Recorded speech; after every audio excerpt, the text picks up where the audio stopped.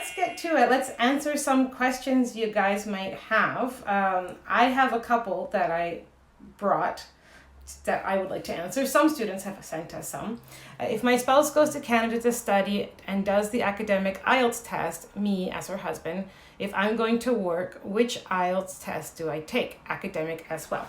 That's going to depend on your immigration program or process. If you are not applying to go to a college, then you should not do the academic training IELTS.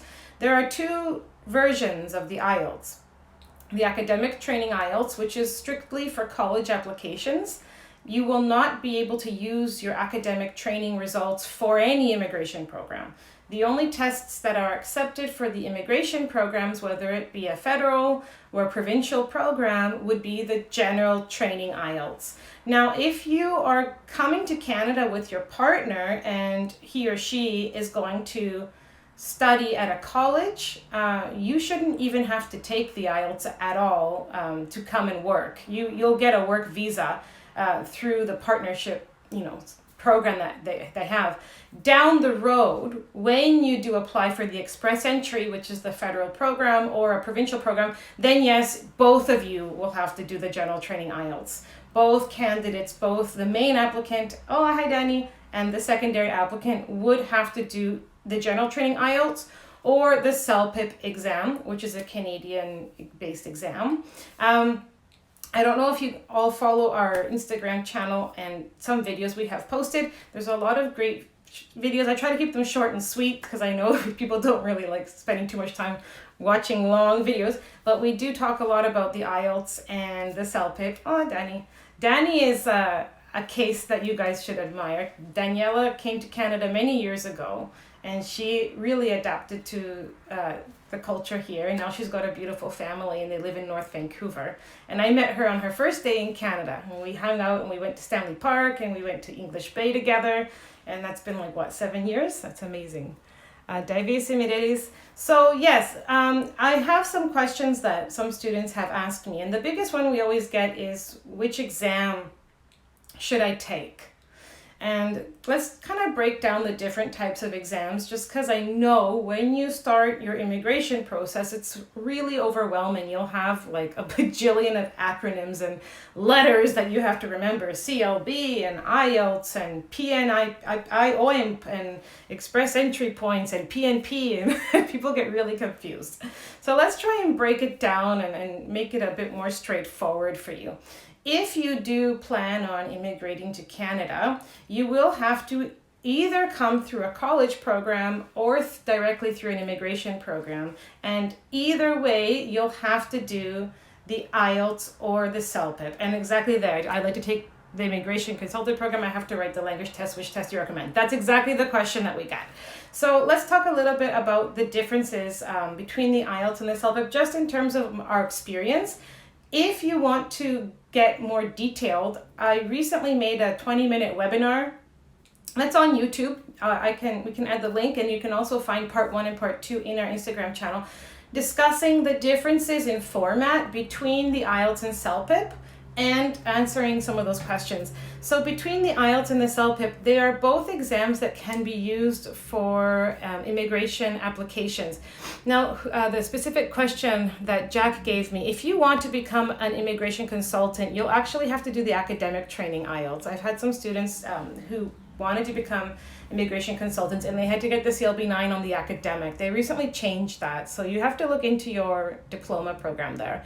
But the IELTS general training or the CELPIP serve the same purpose. They are different exams, completely different exams. Actually, they are competitors. So the IELTS is a company, an exam developed from Cambridge University, and there's two companies that administer the exam, the British Council and IDP. And then the CELPIP is a Canadian-based test that was developed from the University of British Columbia. So they are essentially competitors. They both give you a band score result for your CLB to apply for an immigration program, but the exams have nothing to do with each other. The formats are totally different, and that's why it's important for you to familiarize yourself with the differences in the format and to practice some mock tests so you can make an educated decision when you want to choose the test that's better for you. I wouldn't say that one is necessarily easier than the other, but there are some differences and some can be more challenging than others. I personally, Maria, I find the computer delivered IELTS for the general training test is a more standardized test, and I find that it's a little bit easier in the speaking test. That's my personal experience, and the reason for that is because the IELTS computer, even if you do computer delivered or paper based, the speaking exam is with an examiner, a real person that you'll be speaking with. And as a result, I think it's more natural. I think it's much more natural to speak to an examiner as opposed to speaking to a computer like you would on the CELPIP or an academic test like the TOEFL. The computer delivered IELTS still has the speaking exam with the examiner, which is really good. And on the IELTS test, you have a private room, so you have much more privacy and silence for you to think about your responses in the IELTS speaking test. On the CELPIP or the TOEFL test, you will be in a room with a lot of candidates and bins, like little boxes, booths, that you will have separating you between the person next to you, but they might be in a different part of their exam. So while you're reading your question and thinking of your answers, the person next to you might be typing, they might be speaking as well, which could be distracting. We've had a lot of students say they had a hard time thinking of ideas on the CELPIP test because the environment was a little bit too noisy for them and it caused a little bit of anxiety. Now, if any of you have done the IELTS or the CELPIP, please feel free to write your experience about the speaking test, just because it really does vary between each person. So the IELTS speaking test is the same on the general training and the academic training. It's 3 parts to the speaking test, and you're in person with an examiner. The questions are fairly simple. They're always going to be about your everyday life, about your hobbies, about your neighborhood, your work, your education, traveling, tourism. They're not going to be, really political questions or anything that you have to have specific knowledge about. It's a lot of the times it's very general topics and world issues. So you should be able to provide ideas, especially if you're watching the news or reading, you should have ideas. And especially in part 1, they're just about you. So I don't think the speaking test on the IELTS is super challenging because of that. Now the CELPIP test has 8 sections to it in the speaking test. There's 8 questions. And each question will test you on a different aspect of your grammar, your vocabulary. But they also want to hear some structure to your responses. They don't just want you to respond with one idea. They want you to have a variety of ideas, developed ideas. And so sometimes I find it kind of unnatural to speak with a computer with standardized responses where you have to have an approach to each response. You have to have structure to each response. So the CELPIP can be a little bit uncomfortable in the speaking test, especially because of the timer. You have about 30 seconds to read the question, understand the question, think of your ideas, and then respond within 60 to 90 seconds. So it could be a little bit uncomfortable. Some students find they have a hard time thinking of ideas in such a short period of time, especially, for example, task 7 of the CELPIP speaking test.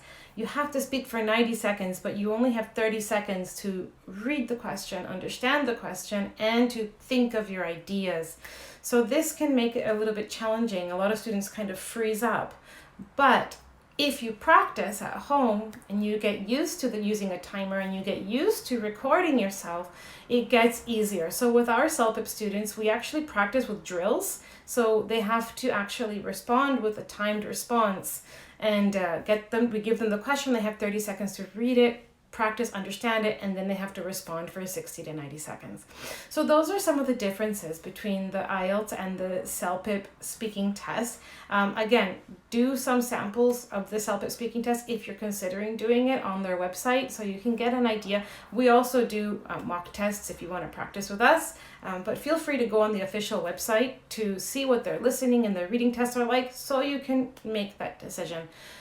Another aspect about the CELPIP and the IELTS that can be a deciding point for you would be the listening test. A lot of students find getting a CLB 9 on the IELTS listening test is challenging, and they can only afford to get 5 questions wrong. You have to get 8 out of 9 to get the CLB 9.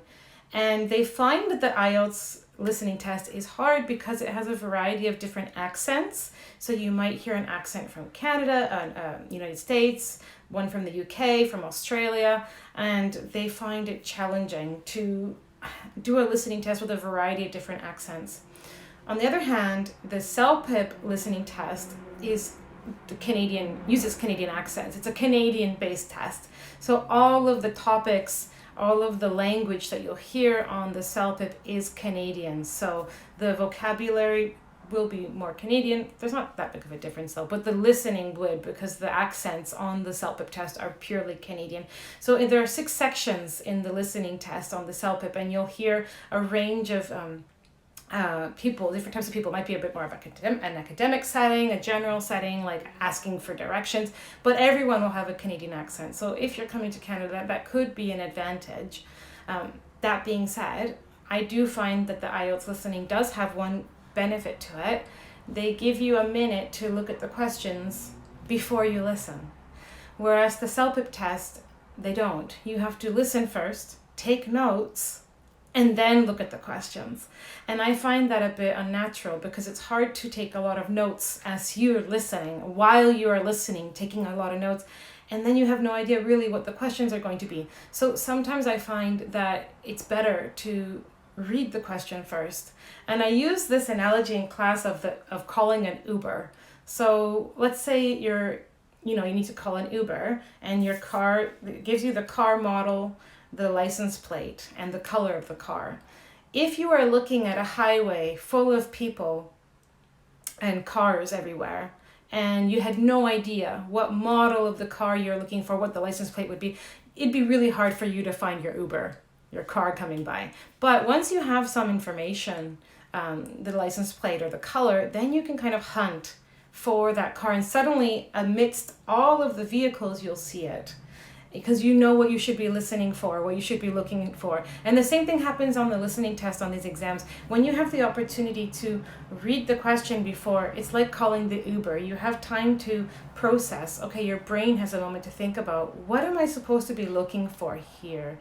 What am I supposed to be listening for here? And then it's easier to identify the response. On the CELPIP test, you don't have that opportunity to look at the question before in many cases. So you have to listen first and then look at the question. So I find it a bit backwards, but that's my personal experience. Some students love the CELPIP listening. They find it a lot easier because there's no British or Australian accents. So it really depends on you and which one you prefer. So if any of you have done the CELPIP or the IELTS listening test or speaking test, go ahead and make a comment, leave a question for us. Let's talk a little bit about the writing test. So the general training CELPIP and the general training IELTS test and the CELPIP test have identical task 1 writing sections. So in task 1, you'll have to write a letter, which they call it on the IELTS, or an email on the CELPIP. And it's fairly simple, fairly straightforward. It's 150 words minimum, and you have about 20 to 25 minutes to do it. Most students don't struggle too much in task 1. The biggest difference would be identifying if it's formal or informal. The biggest differences on the test for the writing would be in the task 2 of the writing. So task 2 of the IELTS, you have to write a 250 word essay. And task 2 of the CELPIP, you have to respond to a survey. So the survey might come from your manager, might come from your city councilman, your building manager, a friend, and you have to choose an option between 2 options and justify your response. So regardless, both writing tests are going to assess a variety of things. It's not just your grammar and vocabulary. And it's very important for you to understand that the examiners have very specific expectations of you. They don't just look at your grammar and vocabulary. They're looking at a variety of aspects. That might be how you understood the question, how you structured your response, if you fully responded to the question, and there's a lot of things that they look at. So improving your grammar and improving your vocabulary is important, yes, definitely, but it's not everything. It actually only makes up about half of your final band score. So it's really important for you to understand what the examiners are looking for in your responses. And this applies for both the CELPIP and the IELTS. That's why I tell people it's not really that one test is easier than the other. The examiners still have very specific assessment criteria that they're going to be looking at when they are considering your results. So it's important for you to practice according to that and get some feedback on your writing.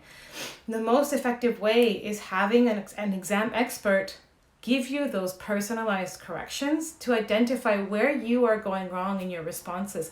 A lot of students contact us after having tried the test 3, 4, 5 times, and they're feeling frustrated, they're discouraged, and they don't understand why they keep getting stuck at a CLB 8 when they need a CLB 9.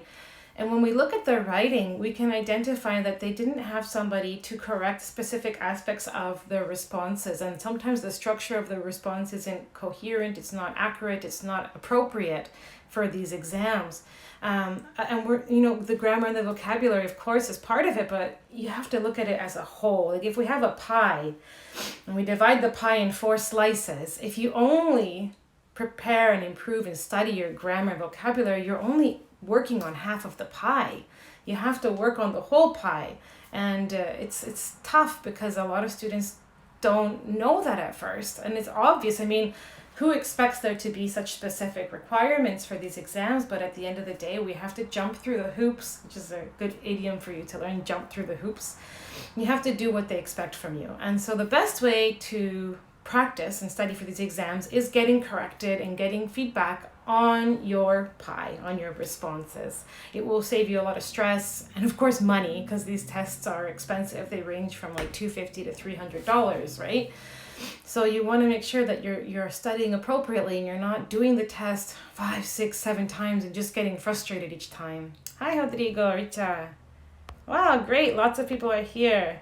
What great pronunciation. Thank you. Well, I'm trying to speak a little bit slower. Hi, Bebel. If I'm speaking too fast, can you please let me know? I like to slow down my speech a little bit so you guys can understand, but I also want to try and keep it at a native speaker level so you can practice, right? So a little bit more about the writing test. One of the differences that there is between the CELPIP and the writing on the CELPIP is that they have Spellcheck. So this is something really strange. When the CELPIP got launched, because it's a fairly new test, it's not as old as the IELTS, they announced that the CELPIP writing test has Spellcheck. So who would have thought that an English test would have Spellcheck on the computer, right? So the CELPIP test is always on a computer, so you can type, and they do give you Spellcheck. So since spelling is part of your assessment, it might be a benefit for those of you that really struggle with spelling, right? But I still find that it's not like the end of the world on the IELTS. Like I have had, like we recently had a student who got a band 7.5 on his writing, and his writing was really solid because we worked on tons of things, improving his introduction paragraphs. We worked on essay formats, question analysis, essay planning, all sorts of IELTS, hot topics, but he was making a lot of spelling mistakes, and I was kind of concerned. We were both concerned because every essay he had, he would have quite a few spelling mistakes. But he still got a 7.5. And one thing we talked a lot about is there's a difference between making a mistake to the point the person reading cannot understand what you're saying versus making a mistake but the person can still understand. So think of it like a band 5 on the test. Like if you get a band 5, it's because you made some mistakes in your grammar and vocabulary, amongst the other things, but let's focus on grammar and vocabulary. And maybe the word order was wrong, the word choice, you maybe used an incorrect word, the grammar, the vocabulary was wrong, the prepositions were all off. Maybe you made so many mistakes that the person couldn't understand what you were trying to say. They had to read it more than once. Like, what's this person trying to say? That would be like a band 5. So if somebody looks at your writing and they go, I don't really understand what you're trying to say here, buddy, that's a bit more like a band 5, maybe lower. And band 6 is like, okay, intermediate, upper intermediate already. So you could be making some mistakes. It's a band 6 is a B2 proficiency. So you should be upper intermediate, at least intermediate. So you could be making some mistakes, but the person still understands what you're trying to say. So it's not like they're listening to you and going, what? They can still understand. So that's around a band 6. Now band 7, there can still be some mistakes. Like, guys, even if you look at the assessment criteria, it says few mistakes are still accepted, but there should not be any doubt. The person listening to you or reading your responses should not be wondering or confused about what you're trying to say. So that's a really simple way for you to kind of assess your writing. If you're looking at it going, okay, if somebody looks at it and they go, I really don't get it, you're not going to get a band 7. A band 7 is, pretty solid. There can be some mistakes, some spelling mistakes. There can be preposition mistakes. It's not the end of the world to have a few mistakes. You can still get a band 7. But if the person trying to understand what you're saying or writing is confused, is going to get dropped. So in terms of the proficiency levels, we can talk a little bit about that as well. The CLB9 is a pretty high band score. And it's with our students and with people who contact us, we always love starting with an assessment. We don't even charge for this just because I really want to make sure that students have a clear and realistic goal. Oh, hi, Mom. Hi, Mariana. Now, CLB9 is equivalent to C1 advanced proficiency. So I want to explain what that means a little bit, because a lot of students hear that and they go, okay, well, I think I'm there. Let's consider your native language. So I don't know what your first language is. It might be Portuguese because a lot of you are Brazilians, but some of you aren't. So whatever it might be. Your first language, your mother tongue, is considered C2, like C like cat, 2, native speaker. So we have an international standard for proficiency levels called the Common European Framework of Reference, CEFR. So for the CEFR, in your native language, you would be considered C2, native speaker. Spanish, okay, so native speaker Spanish is level C2. Somebody who's learning, hi, how are you, the alphabets and the numbers would be considered A1, okay? So let's go from let's think of a chart, okay? We have A1 and C2. So it goes A1, A2, B1, B2, C1, C2. And so that's a great way for you to kind of put yourself on a scale of your proficiency level. So if you're studying in your home country and you've got a book, take a look at the back of the book. It might say a letter like A1 or B2 or C1 or A2, whatever it might be. Usually A1 is beginners, very beginners. And then A2 is like pre-intermediate. So at this point, you should be learning present perfect, some more like present continuous, present simple, past forms. You're starting to learn a little bit more about the language. Now, B1 is intermediate. So now you're starting to learn more about present perfect. You're learning some more grammar terms. And then B2 is upper intermediate. Most students fall in the middle. So between A2, which is colors and numbers, and C2, which is advanced native speaker, most students fall around the B1, B2. I would say most people at B1 intermediate. That's a really average band score, I wouldn't say band score, proficiency level. So of course, is B1 a great proficiency level for you to survive in English? Of course it is.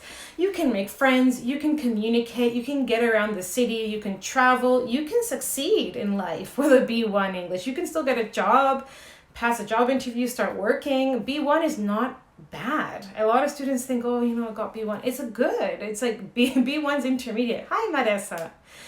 Now, if we're comparing B1 proficiency to a CLB9, now we've got to have more of a realistic study plan, because going from B1 to CLB9, which is C1, we have to jump 2 proficiency levels. We have to go from B1 intermediate to B2 upper intermediate to C1 advanced. So the CLB9 is a high band score. I'm not going to lie and say it's easy peasy. It does require studying. It does require practice. It requires boosting your overall proficiency and studying for the exam at the same time. Remember that pie I mentioned, that the big pie has 4 slices. Grammar and vocabulary only makes up 50% of your overall band score.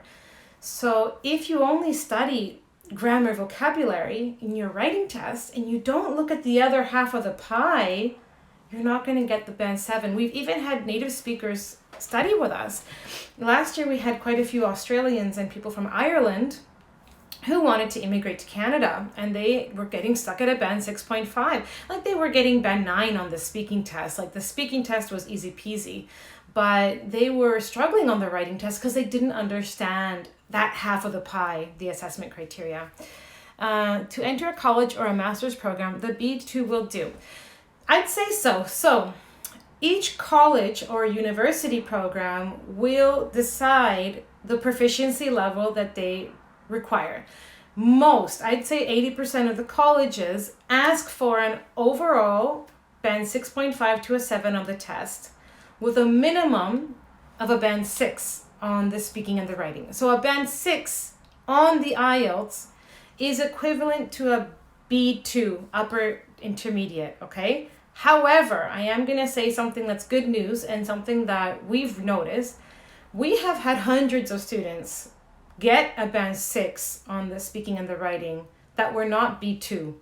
They were B1 because, or even lower. We had a couple pre-intermediate students get the band 6 on the speaking and the writing. Why? We worked on the pie. That 4 slices, we didn't just focus on their grammar and vocabulary. We really got them to make up or to compensate for any grammar and vocabulary mistakes, which were really normal. We worked on the other half of the pie. We made sure that they were understanding the questions. They were fully responding to them. How did they organize their responses? What was the structure of their responses? Did they really prepare for the IELTS test? Do they understand how to write an IELTS essay? So I'm not talking about the CELPIP because the CELPIP is not used for academic purposes, but for the academic training IELTS, did they study according to the test? And because they understood the assessment criteria, even though they made some grammar and vocabulary mistakes, we were able to boost them up to a band 6. We compensated those grammar and vocabulary mistakes. If they had not worked on the assessment criteria, then they would have gotten a band 5 or a band 5.5. But because we worked on other aspects of the assessment criteria, we got them a band 6. Well, no, we got them. They work hard too. Students are the ones that put all the effort in. So they got the band 6. So yes, a college application, most of them would require a band 6 as a minimum on the speaking and writing tests. If you're applying for a master's program at a university, they might require a band 7 on the academic training IELTS. It depends on the university. Like if you're applying for a University of British Columbia, they will probably require a band 7. In that case, it's C1 proficiency. It's a little bit harder.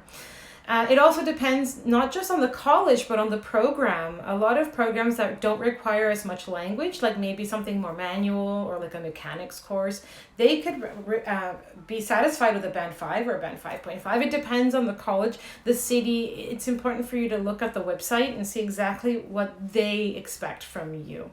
So yes, I'm going to say a B2 would be more than enough for you to get accepted in a college. Now, it's worth it to start up studying soon because college applications are always coming by. That leads me to another question that we commonly get is how long should we prepare for? Now, preparation for the test will depend a lot on each person. Some variables to take into consideration, okay? Number 1, the objective. How high is your objective compared to your current proficiency level? And that's why we do an assessment. If you need a CLB 9, but you're at a beginner's level, you're going to take a little bit longer. The FCE is recognized to prove my level English. The FCE is called the first Cambridge test. It's a Cambridge test. There are 3 Cambridge tests. The FCE, the CAE, and the CPE. the teachers on my team and we've taught all of these. I'm an expert at all of these exams. I taught FCE, CAE, CPE in Brazil. I've taught TOEFL, TOEIC, CELPIP, IELTS, like everything, all these English proficiency exams, we are the gurus at them. The FCE is equivalent to the CLB 8 on the IELTS test. It's the same as B2 proficiency, upper intermediate. So if that gives you an idea. However, these exams, the FCE, you cannot use them for any of the immigration processes. You can only use it to have it on your resume because they don't expire. They're to show your proficiency level. If you want to compare this FCE to the CLB 8, the CAE is like the CLB 9, CL1 proficiency. But back to the question that I had about how long you should prepare for. I would say 3 months is a good amount of time if you're studying consistently. So if you're investing 30, 40 minutes a day or whatever it is that you can actually commit to, 3 months would be okay for you to try the test if your goal is not super above your current proficiency level. So if, for example, let's use a case study, you want to apply for a college and you are at intermediate level. So you're at B1, and you have to get a band 6 on the IELTS. I would say 3 months is a good amount of time. You can prepare for the reading and the listening. We help our students a lot with the speaking and the writing tests. That way you can prepare in about 3 months. It would be a healthy amount of time. We have a 12 class package where we cover the 4 skills in 12 classes. And some students choose to do those 12 classes in a month. It really depends on each student. So the variables you want to take into consideration. What's your objective? And what's your current proficiency? It's important to get an assessment to create a realistic study plan. If you're a beginner, you're not going to get a CLB 9 in 3 months. Let's be a bit more realistic. It's not being negative. It's being realistic so you can create a realistic study plan so that you can achieve your goals. Pedagogia says you can't listen. Can you guys hear me okay? Hello? Okay. Well, I'm going to keep talking. If anyone else can't hear me, you let me know, okay? Now, if you're applying for college, 3 months should be enough time. Other variables, how much time do you realistically have to study? Can you set aside study time in your lifestyle? I tell students that it's not, learning English is not a diet, okay? So a lot of students have contacted us saying, oh, I don't know if I should keep studying now because of the COVID crisis. Well, of course you should. It's like if you have a healthy lifestyle, if you like exercising and eating well, because of the COVID crisis, you're not going to just stop, oh, I'm going to eat pizza every day. I'm never going to eat salad. You're never going to, go to the gym anymore. You adapt. You adapt. You find ways to study from home. You start studying online. You exercise from home. You don't give up. Now, the studying for an IELTS test is like running a marathon. So you have to, hi Carol, you have to study according to your goals and according to your current proficiency level. So if you're at a pre-intermediate level, intermediate level, and you want to get to a CLB 9, it could take maybe 6-7 months. It could take a year. How much time do you really have to invest in your studies? Hi Carol, how much time can you really invest? So be realistic. Look at your lifestyle. Are you taking an MBA? Do you have kids at home? Do you have things in your schedule? What's your work schedule like? Try and see if you can insert learning English as like a lifestyle. Oh, my cousin. You don't want to make it a diet. It shouldn't be a crash diet. Learning English shouldn't be, I'm going to study 3 or 4 hours a day, and then you don't study 3 or 4 hours a day. Then you get frustrated because you didn't study 3 or 4 hours a day, and then you give up, right? It's way more productive for you to spend 15 to 30 minutes of a focused study, active studying for 30 minutes than 4 hours of, studying but looking at your phone, studying but being totally distracted by social media or whatever it might be. Set aside 30 minutes. Tell your family, hey, I'm turning off my phone for 20 minutes. Don't knock on the door for 20 minutes. I'm going to study English. I'm going to study for my test for 20 minutes, 30 minutes. 20 to 30 minutes of active, focused study time is way more productive than spending 3 hours totally distracted, trying to study with other people in the room. So think of it like that. Like, how much can you really invest and put, make English part of your lifestyle? It shouldn't be a diet. Once we start putting like really big goals, like 4 hours a day, like, come on, let's be realistic. No one's going to study 4 hours a day. Oh, hey, Mark. Aw, I miss you. Mark was it's a Canadian teacher that I met in Brazil, and I miss you lots. So be realistic, guys. Learning can't be a diet. It's got to be fun. That's another thing. Make it fun. Find podcasts that you like. You know what? I'll tell you something I've been doing, and it's really geeky. Every morning, before I look at social media, I'm trying to make this a goal. Like, I don't want to wake up and look at social media right away. The first thing I do in the morning is I read a book for 25 to 30 minutes. I literally make a coffee and I read a book, and I have a vocabulary journal. It's the geekiest thing ever. I have a little book, and every time I see a word I don't know, I write it down. I look it up in the dictionary and I write it down. And I teach people the words so I don't forget it. So, how can you learn new vocabulary? Read, find, or listen. When you hear, I don't know what that word means, take 2 seconds out of your day, look in a dictionary app, find out what it means, and write it down. The next day, look at it again. It takes like 7 to 10 times for us to remember a new word. I learned some new words this week that I hadn't heard, used in years, because I'm reading a kind of like a poetry book, so it's a little bit more advanced. It's an older English book. And I'm learning some new words, and I was like, oh my goodness, I've never seen this. Like, I learned the word pugnacious. I'm like, and then I wrote it down. The next day I'd already forgotten about it. So you've got to write things down and make it active, make it fun. So I have my coffee, I have a ritual. I have my morning coffee, I have my book and my vocabulary journal. So make it fun, make it something that you're excited about. Like, now I get excited to wake up and do my 25 minutes of reading. So if you make it fun, then you'll enjoy it. Find a book, find a podcast about something that you're fascinated about. Maybe you're really into like coding or something. Listen to some podcasts or some interviews on YouTube or some videos on TED Talks so you can start learning new vocabulary and improving your listening. Priscilla says, for immigration purposes, should we take the IELTS exam or the TOEFL? The TOEFL cannot be used for immigration purposes. For any. The TOEFL is an American-based test that is only used for academic purposes, okay? So you can only use it if you want to apply for a college. It's internationally accepted, just like the IELTS exam, but it's not accepted for any immigration purposes. And that's why we usually encourage the IELTS test if you're planning on coming to Canada, or the CELPIP test, okay?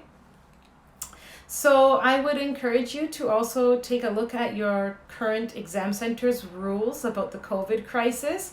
Very recently, we got an email that the exam centers in Canada are still open. Now, it depends on the city, depends on the exam center, but they do have some strict new rules about safety. So, COVID safety, like the examiners have to wear a mask now. They're going to have a plexiglass between the examiner and the candidate. There's going to be more space between the candidates. So as a result, guys, there's probably going to be less seats available on the test. So if you want to book a test and you've got like an immigration program pending, or you've got a college application that you've got a deadline that you've got to apply for, take that into consideration. The exams are probably going to fill up a little bit faster. So you might want to start booking that. The TOEFL can be done from home. I personally not the biggest fan of the TOEFL. We do teach it. All of us have taught the TOEFL, but I do find the IELTS speaking test is much more natural. And if you are applying to come to Canada, if you want to apply for college, you'll have to do the academic training IELTS. Eventually, when you want to apply for an immigration program, you'll have to do the IELTS anyway, the general training, or the CELPIP. So why bother doing the TOEFL? I personally don't find it makes any sense. If you're planning on immigrating to Canada and you do the TOEFL, down the road, eventually, you're going to have to do the general training IELTS or the CELPIP. So you're going to have to learn a whole new exam format. You might as well just do the academic training IELTS and then the general training IELTS. I think that's the easiest route. It depends on each person. So, guys, it's been 45 minutes. I've given you guys some good tips on how long you should prepare for. So a good average would be 3 months, but take into consideration your current proficiency to your goals. We talked a little bit about the purpose of the exams, the IELTS academic, the general training, the TOEFL, and the CELPIP. We talked about how they're used. We talked a little bit about how the CLB is just broken down. So what is a CLB 9? What is a CLB 8 on the test? How can you tell where you are? Like if you wanted to compare your native language to these standards, these proficiency standards. We also talked about the differences between the IELTS and CELPIP listening tests, the IELTS and CELPIP writing tests, the speaking tests.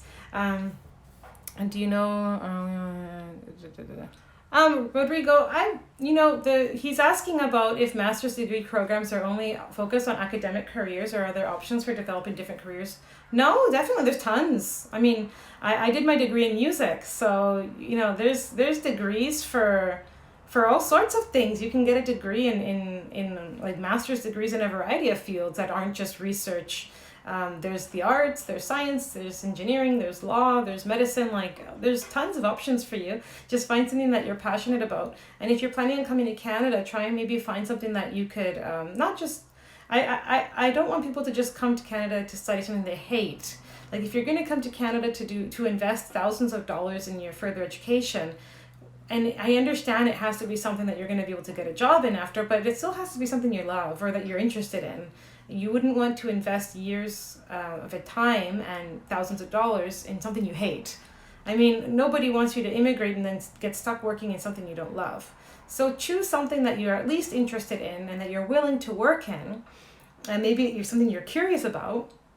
A very general degree would be like a business administration thing, so that could give you more opportunities because you could apply for a variety of fields, or like HR or something. But who knows, like Isabella, who was in the call? Somebody was there. Oh, I can't see your question anymore. But there's people have come to Canada to study a variety of things. I had some students come in and they did like film, like Vancouver's really famous for film.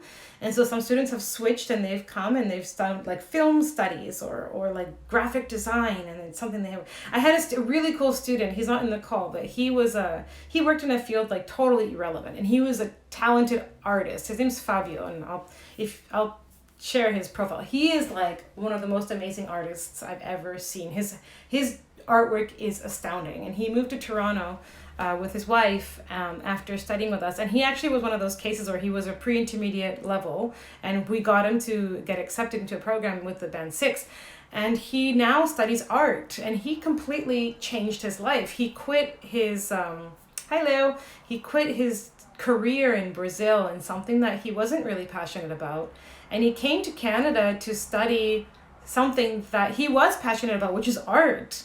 And how many people have the guts to say, I'm going to quit my career in my home country and I'm going to move to Canada and start all over again in a field that I love? And he's like literally like a painter, like artist, like graphic designer. He's just like amazing. And he's in Canada now. He's already finished his program, and now he's teaching, how to like drawing, and he's working in his field, and he's, still adapting to life here with that.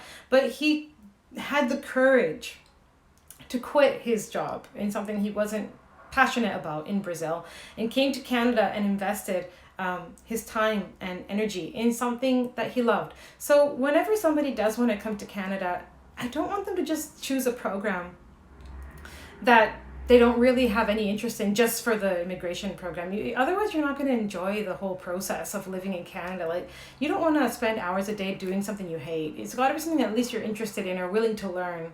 And so, Leo just joined us. He's an amazing immigration consultant at eVisa. He's just one of the most authentic people and really cares about his clients. And he always talks about like being real. Like, I've seen him talk about the TOEFL test, for example. He's like, do whatever you can to get here, and be realistic. Let's be realistic. I think that's a good thing that we have to take into consideration. When you're coming to Canada to study, realistically, are you going to want to study that? Are you going to want to invest in that education? Oh, hi, Maria. I love seeing students who've passed their exams with us come on, and they're in Canada now, and they're all adapted, and they've got life. Yeah, if any of you need help with immigration processes, like definitely contact Leo at eVisa. He's Brazilian. He lives in Vancouver, and he's an amazing person, and he'll definitely be able to help you in a very true and real way. You can trust him. So Easy Dream, oh hi. But yes, okay, so does anybody have any questions? I mean, we talked a lot today about transitioning to careers now. I think that's really cool. And also, one last thing we can mention, studying online, guys. I know I'm not trying to like toot my horn. That's a really good idiom you could learn. Toot my horn means like boop, boop, when you try and like, you know, when you're the train, the guy on the train goes boop boop toot your horn. It's like you're trying to show off, okay? It's like you're trying to be everything, right? I'm not trying to toot my horn here, but like studying online, we've always taught online at our school here, English for Canada. We've been online for 7 years, and we've never had issues with in terms of quality. Like the support you get and the quality teaching you get online is just as efficient, if not better, than in person, because when you're in a private class, you have the undivided and special attention of a Canadian teacher. When you're in a group class, you don't have the opportunity to have a teacher correcting you. You don't have the intimacy of a teacher there to help you if you're going through a stressful moment. If you like, I can't even count the number of times our students have cried, just like shared how they're feeling in our sessions, because these exams can cause anxiety, and it's totally normal. If you are feeling anxiety, you're not alone. It's totally a normal part of the process, and that's exactly why we don't do group classes, because we want the students to feel that emotional support and the guidance, like a coach, as they prepare for the exam. It's like running a marathon, right? It's good to have guidance, to have a coach, and to not feel alone. So in these weird times that we're in, we're stuck at home, we're all overeating and binging on Netflix seminars and whatever, we're all online, basically. We're spending a lot of time online. What about learning online? Learning online could be an opportunity for you to improve your English from home. You can do it in your PJs. A lot of people contacted us saying that their school closed down, their English school in person. So now it's a great opportunity for you to consider online classes. We do have programs that are online, one-on-one classes with our Canadian teachers, and we have a promotion going on right now until April 20th with bonus classes. So if you do want to join us, if you join us for 10 classes, you get a bonus class at this point. And a lot of students have joined us because they can study from home, they can study from the comfort of their pajamas, and you don't have to leave the house. It's safe. You'll have a Canadian teacher there to help you as well. So you'll have a person one-on-one there to correct your pronunciation, to correct your grammar, your vocabulary, and to work on that pie that we talked about for those of you in the exam prep world that need to pass their IELTS or their CELPIP or their TOEFL exam. You really need someone correcting you based on the assessment criteria. There's no point studying for an exam without having those corrections. I can't stress how important it is to have someone identify what you need to work on in your writing and your speaking responses.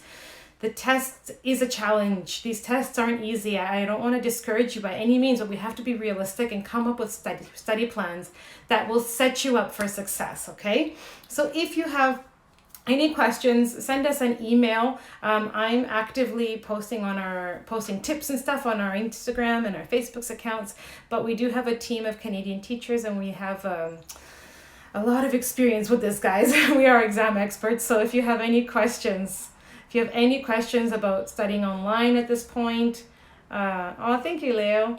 Yeah, if you have any doubts about what band score you're at, like a lot of students contact us and say, hey, I don't know where I'm at in terms of band score. And we do like a 1 hour session, and we look at their writing and we say, I think you'd get a 6.5. You could work on this. We do that. We have students who contact us saying, I've done the test 5 or 6 times. I'm still stuck at a band 6.5 and I need a 7. What am I doing wrong? In 6 classes, we have a program called the Writing Booster Package. In 6 classes, we teach you exactly what the examiners are looking from you and what they expect from you to get a band 7. And we go over that and we apply it to your current writing. So we have a variety of different approaches to help each student in a personalized way. So send us an email if you want to know a little bit more about that. Like I said, we've got a promo going on until April 20th. Our website has hundreds of reviews. We've had to help thousands of students get the band scores they need. So if you have any questions, let us know. I'm gonna post this live after. It's gonna be up too. So for those of you joining now, feel free to watch the live. We answered a lot of great questions about the IELTS and the CELPIP and applications for colleges and applications for immigration programs, okay? So if you have any doubts on the IELTS or the CELPIP, send them to me in direct message so I can answer them in videos, or we can make another live. If you guys have any immigration questions, check out eVisa. They have a lot of information being posted right now, especially during this COVID crisis. A lot of people have doubts about what's going on with the immigration processes. I recently made a post giving you guys some updates on the TOEFL, the IELTS, and the CELPIP and what's going on with the exams. So watch those videos because there are some new changes, and don't give up on your studies, everyone. Don't stop studying English just because of the COVID crisis. Think of it like a lifestyle. It's not like going to, the gym once a week and then giving up. It's got to be part of your life. Learning English has to be fun. So if you want to have some fun and you want to have a Canadian teacher side by side holding your hand on your way to your exam, if you want someone correcting your pronunciation so you don't make those silly mistakes anymore, send us an email. I really stay home, guys. Stay safe. And if any of you are first responders out there or working as an essential service, I thank you. I really admire you for your selfless, contributions to our society and our communities. We're all in this together. It feels like let's just say shitstorm, guys. It's crazy. This is crazy what we're going through. I don't think anyone expected this to happen this year. And it totally threw all of our, plans and goals, out the window. Readjust, readapt, pivot. Think about what we can do now to make changes so that we don't give up, so that we don't just throw in the towel. The COVID crisis cannot stop us from living our dreams, guys. So stay safe, stay home. I hope I answered your questions. If you have any more, send me an email. I'm very grateful for all of you for following us and for being part of our community. And I hope that you're all safe and healthy, that your loved ones are in good health as well, okay? Have a great Saturday. Have a lovely Easter weekend. Eat lots of chocolate. I know I will be. Bye. Kisses, beijos, hugs. Ciao, ciao to everyone, all of you around the world. Bye.